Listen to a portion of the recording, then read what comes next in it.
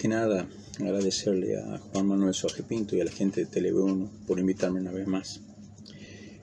Lamentablemente, hoy asistimos a la agonía de las patrias y a la pasión de la Iglesia, por lo que tengo que reiterar, como lo hice cuando se me invitó previamente, que bien podríamos considerar que estamos viviendo los tiempos previstos en las Sagradas Escrituras como los finales y por lo tanto los previos a la aparición del único y personal Anticristo. Si los antiguos griegos pensaban que la polis tenía un alma y ésta se veía engrandecida cuando las almas de sus ciudadanos estaban inspiradas por altos principios y valores, cuando resulta lo contrario, ante una población viciosa y egoísta, la ciudad iba perdiendo soberanía.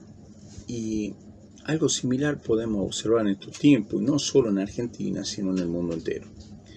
Por eso, al mencionar al actual presidente de nuestro país, de Argentina, primero hay que ver con cuánto apoyo contó para llegar a donde está y cuánto se optó por el otro candidato de no menor y malvada catadura moral.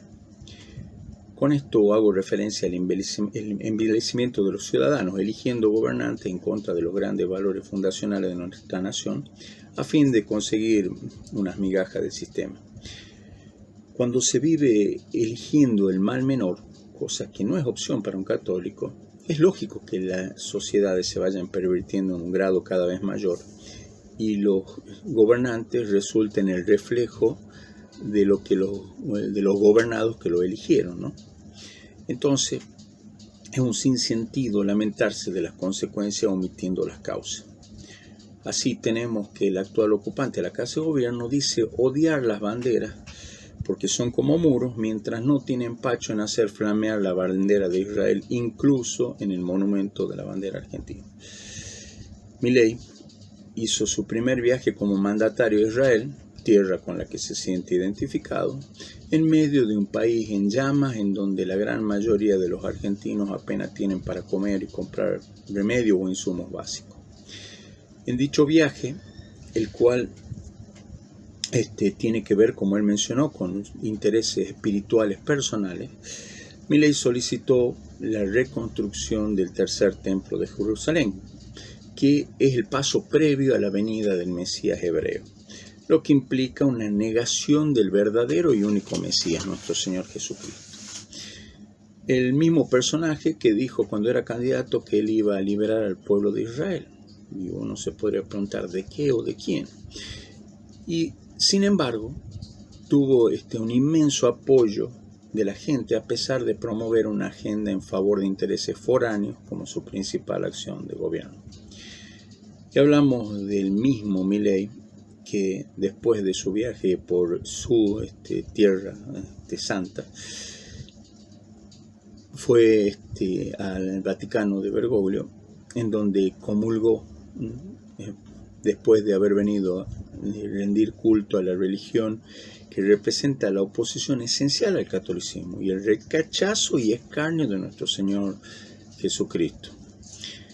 Y con este acto profanó de manera atroz y desvergonzada la Sagrada Eucaristía, ¿no? Que conlleva, como dice San Pablo, el comer y beber mal, su propia condenación. Hay que recordar en el video donde Milei decía: yo no voy a misa, no busco a sacerdote, yo soy judío, voy a la sinagoga, tengo mi rabino, y ahora dice que es católico pero practica el judaísmo, ¿no? Tratando de encontrarle la cuadratura al círculo. Y sabemos que detrás de Milei, que es un burdo producto de la más baja y simplona estrategia mediática, está el empresario al que no pocos mencionan y con sobrados argumentos como el dueño de la Argentina. Estamos hablando de Eduardo Estaín, de la organización judía Jabal Lubavitch. Ahora, lo que realmente llama la atención es la falta de sentido común en quienes critican a Milei, incluso en sus vínculos judaicos, y sin embargo siguen buscando salvadores mundanos entre quienes responden a los mismos y financian y sostienen a Milei. Son exactamente las mismas personas. Y si hablamos de Jabal Lubavitch, la misma organización judía en la que se encontró esos misteriosos túneles en Brooklyn y a la que había asistido días antes Milei, dicho sea de paso, es la misma que está detrás de los gobernantes de los países más poderosos. Y así, por ejemplo, me parece un tema principal el que se trate, el mencionar que se trate de sostener como defensor de lo que queda de cristiandad, si algo queda, o defensores a oscurísimos personajes prosionistas como Trump, Bolsonaro, Le Pen, Orbán, Milei, pero muy especialmente al soviético Putin. Si hablamos de encontrarle la cuadratura al círculo, que me justifiquen cómo no puede ser un oxímoron para los que se pretenden nacionalistas y más aún a los que se dicen católicos, la defensa de un comunista y encima de uno de los que tienen los mismos vínculos que se le critican a Milei, a la Kirchner o a Macri, ¿no? Así, para los que tengan dudas, busquen quién es el rabino Berel Lazar de Chabad Lubavitch y cuál es su vínculo con Putin, o cómo el presidente despidió a su funcionario Alexei Pavlov por decir que Chabad Lubavitch en Ucrania era un culto supremacista. O sea, ahí hay que defenderlo a los ucranianos, ¿no? A lo que por otro lado hay que atacarlo. O cuando pidió disculpas al mundo porque su mano derecha, Lavrov, había ofendido a los judíos diciendo que Hitler era judío. Podemos mencionar miles de panegíricos de Putin hacia el judaísmo y su acérrima defensa del relato del Holocausto. Delito que está prohibido investigar o plantear hechos concretos al respecto y que conlleva a la cárcel en muchos países del mundo, incluso en la Rusia putinista. Así, ahora resulta que se nos quiere hacer creer que la lucha contra la homosexualidad de Putin es el leitmotiv de la esencia de estos católicos y nacionalistas, cuando es la misma que llevaron a cabo Stalin y hasta el Che Guevara. Y es el país con más abortos legales registrados en el mundo y se promueve, con su ideólogo cabalista Dugin, la islamización de Europa, mientras se lucha y se encarcela a los nacionalistas en Rusia. Estamos hablando de la Rusia que representa el bloque comunista con China, la misma nación que los supuestos malvados, los malvados, pero bueno, se los toma como los únicos malvados de Occidente que están a cargo de la ONU, promueven como el ejemplo del nuevo orden mundial con su crédito social. Y si no, se lo puede escuchar a Guterres, secretario general de la judeo-masónica entidad supranacional, diciendo que para ellos el modelo es el chino, pero con algunos ajustes. Y en esto tenemos que ser claros y consecuentes. La Virgen fue muy precisa en Fátima cuando advirtió que Rusia iba a esparcir sus errores por el mundo, y no el fascismo y no el nacionalsocialismo. Y esto, por más que le duela a gente como Michael John, que ahora nos dice que la Virgen se equivocó o que el mensaje de Fátima está perimido. Un tamaño atrevimiento por defender a su amigo ruso, ¿no? La verdad que si la Virgen había mencionado que si no cambiaba la gente en 1917 iba a venir una guerra peor, ¿qué podemos decir? ¿Que ahora estamos mejor que en 1917? ¿Que ahora hay más moralidad? ¿Que ahora hay menos corrupción? Es increíble lo que se hace cuando se fanatiza y se trata de tomar una opción que no es realmente la que tiene que ver ni con la realidad ni con la verdad. Y eso es lo que precisamente marca estos tiempos, ¿no? La falta de sentido común, la inconsistencia en el sostenimiento del silogismo, la falta de respuesta racional a favor de una emocional que tiene que ver no con la realidad, sino con nuestros miedos y anhelos. La búsqueda de un Mesías terreno que nos salve en estos momentos históricos en vez de la defensa de la causa del Señor de la historia. Y al buscar ese referente, torpemente, se trata de cuestionar al judaísmo, hoy indudablemente reinante en el mundo entero, pero actuando de forma más judaica que ellos mismos, o sea, buscando esas soluciones solamente terrenas. Si el comunismo triunfó, fue porque lo financiaron los banqueros judíos de Wall Street. Eso basta en Wikipedia, se puede encontrar. Y la Guerra Fría nunca existió. Fue parte de la dialéctica judaica en las cuales capitalismo y comunismo son tesis y antítesis, y la síntesis va a ser el nuevo orden mundial delineado hoy por la Agenda 2030, ¿no? Y que tiene a China como gran exponente, que es un comunismo que es supracapitalista. Los apegos y seguridades mundanas nos hacen aferrar a esas personas, a esos grupos que mencionaba, y hasta los relatos de los cuales no queremos investigar ni oír nada en contrario.